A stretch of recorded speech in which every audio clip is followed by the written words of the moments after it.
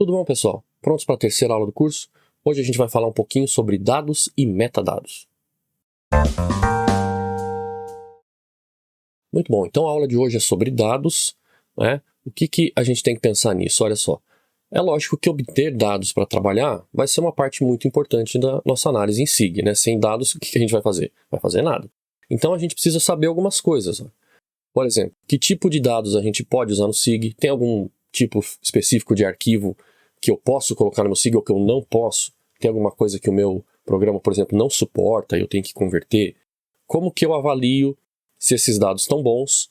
Tem alguma coisa que me ajuda a ver se os dados são legais, se eles estão bons, se eles são exatamente aquilo que eu quero ou se eu vou ficar meio no escuro?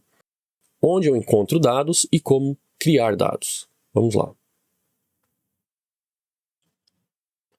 Quando a gente pensa em dados que a gente vai trabalhar, a gente pode ter uma primeira grande divisão em dois tipos, os primários e os secundários. Então, primários são aqueles que a gente vai ter diretamente de levantamentos, como, por exemplo, coletas de campo, que eu vou lá e meço as coisas no campo, e mesmo sensoramento remoto, ou seja, eu tenho um sensor que está recebendo informações sobre uma superfície, um satélite que capta a radiância de uma determinada área, é um dado efetivamente coletado sobre aquela área. Então, ele é um dado primário. E os dados secundários são aqueles que eu vou tirar de outras fontes, como, por exemplo, eu vou até um mapa e retiro informações desse mapa, informações de altitude, informações de talvez área de uma cidade, alguma coisa assim, mas eu não medi isso efetivamente. Então, ele é um dado secundário, ele veio de outra fonte.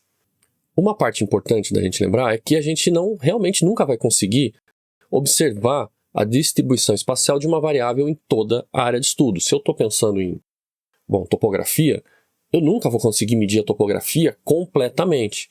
Eu sempre meço um ponto aqui, um ponto ali, outro mais distante, mas eu não tenho a variação completa, até porque a gente cai dentro de um problema fractal aí. Então a gente sempre tem que amostrar aquilo que a gente está estudando. Mesmo que seja uma topografia, eu vou ter pontos espaçados no espaço, eu não tenho a superfície completa, né? Então, a amostragem é exatamente isso, de fazer medições de um subconjunto desses objetos na área, buscando capturar a variação espacial total da melhor maneira. Isso aqui eu acho que a gente até já comentou brevemente, né, quando falou de resolução espacial do raster, mas o fato é que a densidade da amostragem ela vai determinar a resolução final dos dados. Se eu tenho amostras, por exemplo, da altitude da topografia, tomadas em intervalo de 1 em 1 km, não tem como esse conjunto de dados mostrar as variações que ocorrem em intervalo menor, porque simplesmente ele não tem esses valores, né? Eu posso até tentar usar alguns métodos como interpolação para calcular, estimar o que acontece entre os pontos amostrais, mas a resolução dos dados mesmo é aquela da coleta. E quais que são as principais maneiras de fazer a coleta, de fazer a amostragem dos dados? Vai ser a aleatória, a sistemática ou a estratificada. Vamos dar uma olhada nisso daí. A amostragem aleatória, como o nome diz, é quando cada ponto de amostragem tem que ter a mesma probabilidade de ser escolhido ou de existir do que qualquer outro ponto, né? Então você não influencia na distribuição desses dados. Já na amostragem sistemática, os seus pontos vão estar espaçados em intervalos regulares, fazendo uma grade bonitinha, que nem sempre você consegue implementar isso no campo se você for fazer, né, manualmente, mas essa é a ideia. E na amostragem estratificada é quando você já tem um conhecimento prévio, não só da área, como do fenômeno que você está estudando, para poder balancear melhor onde você vai colocar os seus pontos de amostragem. Então, se você tem uma área onde você espera ter mais variabilidade de valores, você faz mais pontos amostrais. Você tem uma área que você espera que o comportamento seja mais homogêneo, você pode ter menos pontos. E falando em dados secundários, está cada vez mais fácil encontrar esses dados até em formatos prontos para ser colocados em projetos de SIG, né? Hoje a gente tem muitos portais de dados abertos de governos estaduais e mesmo do governo federal, e também os próprios sites das agências que produzem esses dados, como o IBGE e CPRM. E vamos falar agora de uma coisa muito importante, que são os metadados. O que são metadados? Metadados são dados sobre os dados. Então, são dados que descrevem aqueles dados que eu quero trabalhar. Por exemplo, se eu baixo uma imagem de satélite, junto vem um arquivinho de texto que descreve todas as características daquela imagem. Então, data de aquisição, horário de aquisição, geometria do sensor, ganho, tudo mais que eu posso usar para extrair informação e saber se eu posso usar aqueles dados porque eu quero ou não, se a precisão está dentro do que eu espero ou outras coisas assim. Se você não tem metadados, isso é um problema, porque aí às vezes você interpreta errado os dados, você acha que eles são de uma maneira, eles são de outra, você acha que eles vieram de um sensor, eles vieram de outro, você pode acabar usando errado e você pode ter uma percepção falsa da exatidão desses dados. Então é muito importante trabalhar, entender que existem e buscar sempre trabalhar com dados que tenham metadados associados. Vamos ver um exemplo aqui. Essa é uma imagem do Landsat 7, aqui de uma área do sul do Brasil, aqui ilha de Florianópolis, né? E junto com essa imagem veio um arquivo de metadados, que ele é bem grande, eu vou mostrar uma parte para vocês. Então esse aqui é só o comecinho do arquivo. Olha lá, ele diz, olha, metadata file, a data de criação do produto, então esse produto foi criado em 2004, tamanho em megabytes, outras coisas, né? A estação que coletou os dados, que tipo de produto é, olha, o ID da spacecraft, então qual é a plataforma, qual é o satélite que está carregando esse sensor, é o Landsat 7, qual era o sensor, o ETM+, a data de aquisição, olha que interessante, então a imagem foi adquirida em 2000, mas foi processada em 2004. Isso é interessante, porque se você não sabe, e aí de repente no arquivo está lá 2004, você acha que é uma imagem de 2004, mas não, é uma imagem de 2000. E outras informações aqui, esse arquivo é bem grande, quando chegar na aula de sensoramento remoto a gente vai ver esse arquivo e até vai usar algumas informações que tem dentro dele.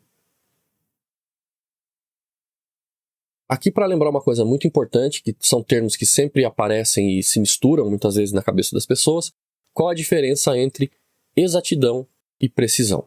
Quando a gente fala em exatidão, a gente está falando na acurácia, a gente está querendo saber o quão correta é a medida que eu faço. Se este é o valor que eu quero medir, o valor real de algum fenômeno que eu estou interessado, e esse aqui é o valor que eu efetivamente medi, então a minha acurácia, a minha exatidão é a distância aqui, o quão perto essa minha medida está do valor real. E a minha precisão tem a ver com a minha reproducibilidade. Então, se eu medir o mesmo fenômeno, o mesmo objeto, sei lá, várias vezes, cada medida sai um pouquinho diferente, né? Porque existe uma variação, assim, até no equipamento. Então, se a dispersão dessas medidas for grande, a precisão é baixa. Se o meu equipamento é muito preciso, as medidas são sempre muito próximas umas das outras. Para ver um outro exemplo aqui, nesses dois alvos, então o centro representa aquilo que eu quero medir, e desses dois conjuntos, esse aqui de baixo, ele é menos exato, porque ele está mais longe do centro, mas ele é bastante preciso, porque cada amostragem, né, cada vez que eu fiz a medida, o valor que eu obtive ficou muito perto um do outro. Então é como se eu tivesse um equipamento bem calibrado, mas eu estou medindo no lugar errado. E aqui eu tenho um conjunto de pontos que é um pouco mais exato que esse aqui, porque eles estão mais próximos do centro real do alvo, mas a dispersão é grande, então a precisão é menor. E como é que eu vou colocar, então, os dados no meu SIG? Como é que eu vou fazer a entrada de dados? Olha, dependendo do tipo de coleta dos dados, às vezes eles já vêm até em formato digital, que é muito mais fácil, né? Mas se você está trabalhando com dados mais antigos, principalmente, não é incomum que você tenha que transformar esses dados de um formato analógico, de um formato físico, para um formato digital. Então, sempre vai ter uma etapa de digitalização dos dados, seja usando planilhas para colocar atributos, seja, por exemplo, escaneando um mapa antigo. E toda essa parte de trazer mapas em formato físico para formato digital, colocar tudo dentro de um mesmo sistema, ter o seu banco de dados realmente de uma maneira consistente para que você possa trabalhar e fazer as análises, é uma coisa que vai demorar muito tempo. Às vezes você vai gastar 70%, 80% do tempo todo do seu projeto só fazendo isso. É uma coisa trabalhosa, muitas vezes você está sujeito a erros, então imagina, você está digitando planilhas gigantescas, a chance de você errar um valor é razoável, né? Então, até muitas vezes, só a montagem do banco de dados é um fim em si mesmo. Então, só o trabalho de gerar aquele banco de dados para você trabalhar é um projeto em si, e depois a análise é outra coisa. Rapidamente aqui, então, vamos ver as entradas, né? Eu posso ter uma entrada de dados por teclado, onde eu vou digitar na mão coordenadas, listas ou coisas que eu leio em mapas. Eu posso usar uma digitalização manual em mesa digitalizadora. Eu não sei se alguém ainda usa. Quando eu estava na graduação e na pós, ainda tinha bastante gente usando essas mesas lá no Instituto de Geociências, que você tem um mousezinho específico, que ele tem um cursorzinho transparente, assim, que você tem uma visão muito boa do que está embaixo, e você vai usando isso para desenhar mapas. Foi bastante usado para transformar mapas topográficos em versões digitais, mas eu não sei se ainda as pessoas usam, porque ele é uma coisa bastante trabalhosa, e de um certo tempo para cá, tem se dado mais preferência ao escaneamento e digitalização em tela, né? Então você tem esses grandes scanners aqui que conseguem escanear de uma vez só um mapa em formato A1 ou A0, aquelas folhas bem grandes, e aí você trabalha com isso já direto no computador, o que é um pouco mais confortável do que usar a mesa. Quando você escaneia um mapa, o resultado que você tem é um mapa, é um arquivo raster, né? A gente já falou rapidamente sobre isso, e se a sua ideia é transformar esse mapa escaneado em um mapa vetorial, como, por exemplo, um mapa de curvas de nível, que você quer redesenhar aquelas curvas de nível do mapa topográfico, você tem que fazer essa vetorização, que pode ser feita de várias maneiras. Então você pode fazer isso manualmente, colocou o mapa no SIG ali e vai desenhando em cima, ou automaticamente, semi-automaticamente, com alguns programas específicos que eu já vou mostrar para vocês. O que vocês têm que lembrar é que normalmente quanto mais automático é o processo de vetorização, mais trabalho você tem depois para arrumar aquilo, porque o arquivo escaneado não vem perfeito, os programas que reconhecem as feições ali para vetorizar também não são perfeitos.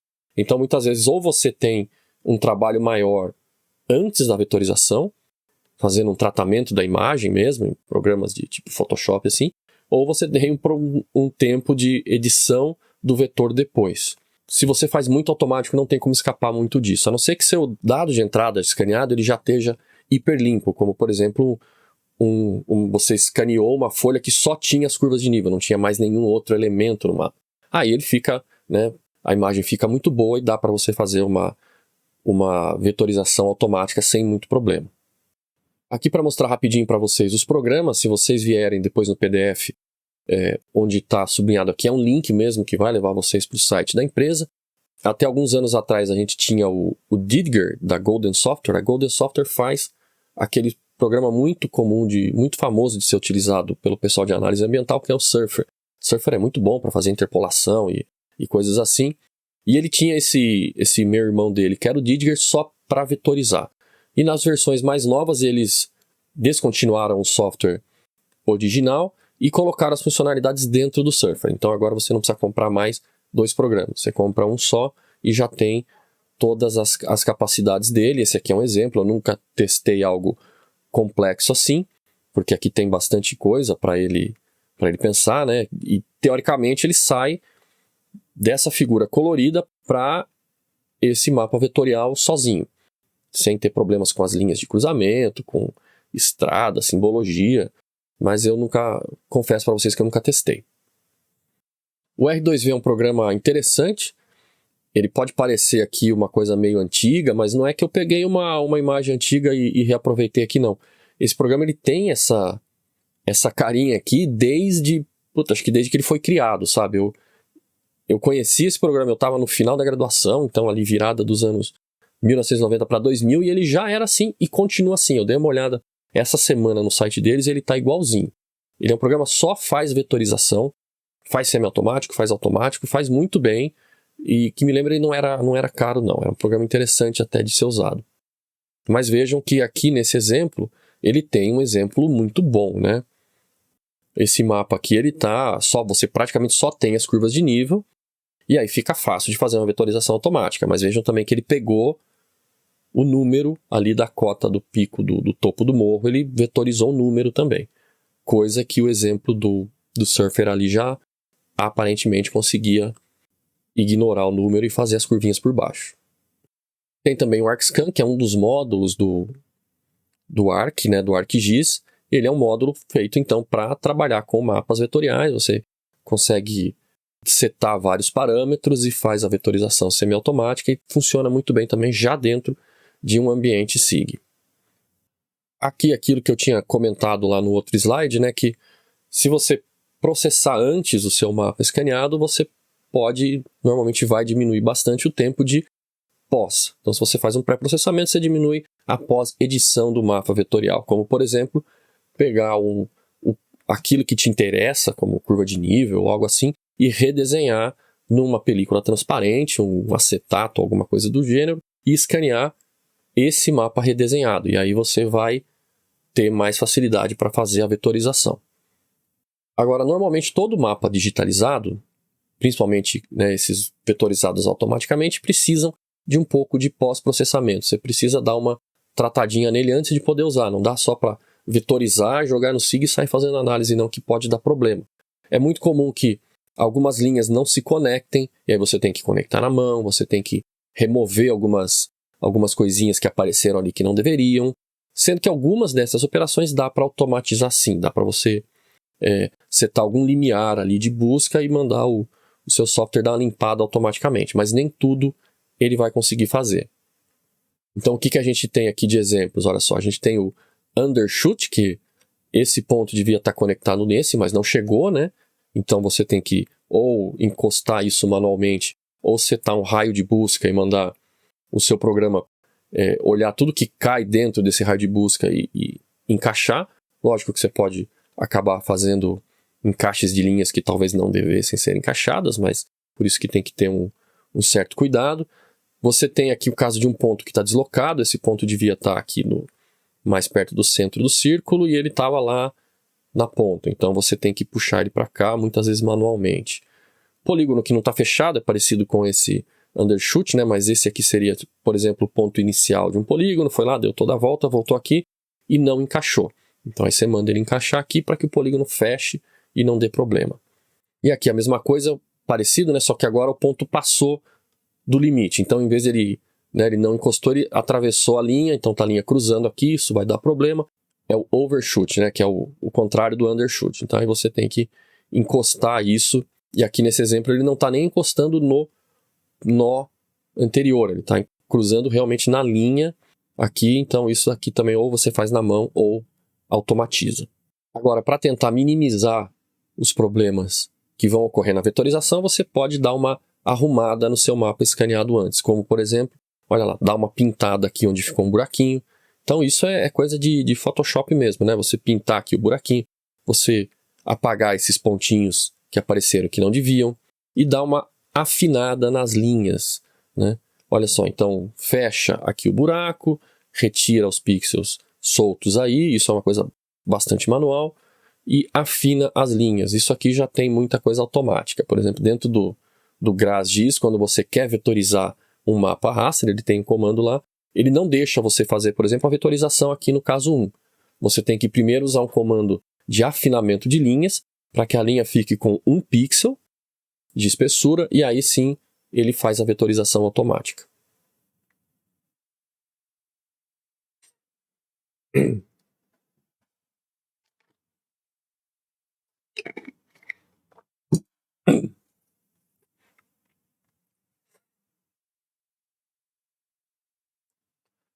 E agora,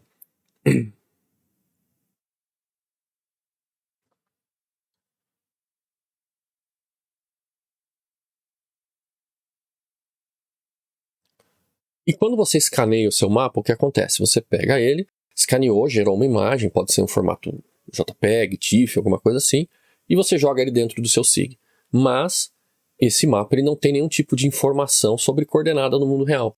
Então ele não vai cair no lugar certo, ele não vai ser desenhado em cima dos pontos certos, das coordenadas certas, você não consegue trabalhar com ele. Você precisa antes fazer uma etapa, que muita gente chama de registro, ou também de georreferenciamento. O que é isso? Você vai dizer para o computador quais são as coordenadas em que aquele mapa, por exemplo, tem que ser desenhado. Então, o mapa fonte, aquele mapa escaneado, ele vem... Então, o mapa original, aquele mapa em papel que você pegou, ele tem lá no desenho as coordenadas do mundo real. Ele tem lá as coordenadas em grau, minuto, segundo, ou o TM em metros, e aquilo que você escaneou, ele está, por exemplo, em número de pixel ou distância em centímetros do canto da mesa digitalizadora, se for o caso. E aí você tem que fazer o quê? Tem que fazer o registro disso, tem que fazer o georreferenciamento. Então aquele teu desenho que antes tinha unidades da imagem, como por exemplo aqui, ó, 3.8 pixels, 6.9 pixels, alguma coisa assim, você vai jogar isso para coordenadas do mundo real. E no momento dessa operação de georreferenciamento de registro, é muito comum que você acabe fazendo algumas transformações nos seus dados. Essas transformações podem ser bem simples, ou que a gente vai chamar de transformações afins, afim tudo junto, tá? Que pode ser só uma operação de rotação, de mudança de escala, de deformar, né, só fazer um cisalhamento simples, ou transladar para outro lugar. Então essas transformações são muito simples de ser feitas e não envolvem uma deformação grande do seu dado original. Agora é muito comum que, dependendo do tipo de dado original, se você está trabalhando com coisas mais antigas, coisas que foram, sei lá, desenhadas em papel vegetal, que deforma demais, que o seu dado original, seu dado escaneado, não esteja certinho para você colocar no seu SIG. Então você tem que deformar isso para que ele encaixe.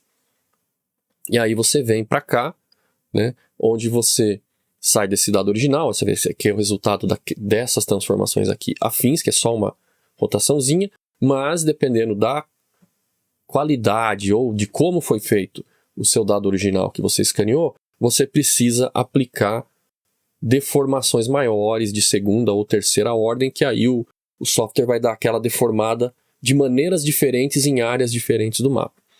O que é que vai mudar aqui para que eu saia, para que eu consiga fazer isso ou isso, vai ser a quantidade de pontos de controle que eu dou para o meu software. Porque como é que eu vou fazer o georreferenciamento? Eu vou pegar o meu mapa original e eu vou colocar pontos nele, nos cantos, no meio, espalhados pelo mapa, onde eu sei a coordenada. E aí eu digo, olha, essa coordenada aqui, que antes era a coordenada da imagem XY tal, agora você vai entender que é a coordenada do mundo real tal e tal. E aí o programa vai colocar, né? Então, e aí com isso ele vai esticar o mapa, rotacionar se for o caso. E se eu tiver que fazer grandes deformações no meu mapa, eu vou precisar de muitos desses pontos. Isso eu já estou até adiantando um pouco o exercício que vem agora na sequência, que é justamente um exercício de georreferenciamento. Para essa aula de entrada de dados, era isso que eu tinha para falar para vocês. Espero que vocês tenham gostado e aprendido alguma coisa. Se ficaram com dúvidas, pode deixar aí nos comentários. E não esqueça de ver a próxima aula, que já é uma aula prática dentro do QGIS para fazer o georreferenciamento de um mapa. E se você está aqui assistindo essa aula pelo YouTube, não como aluno regular, lembre-se de fazer o pacotão no YouTube, né? Assina o canal se já não assinou ainda, curte, compartilhe o vídeo, ative o sininho para saber quando tiver outros vídeos chegando. Não vá embora sem antes seguir a gente nas outras redes sociais. Aproveita e assiste também os vídeos que estão aparecendo aí na sua tela de outros trabalhos que a gente faz. E por enquanto é isso. Um abraço e até a próxima.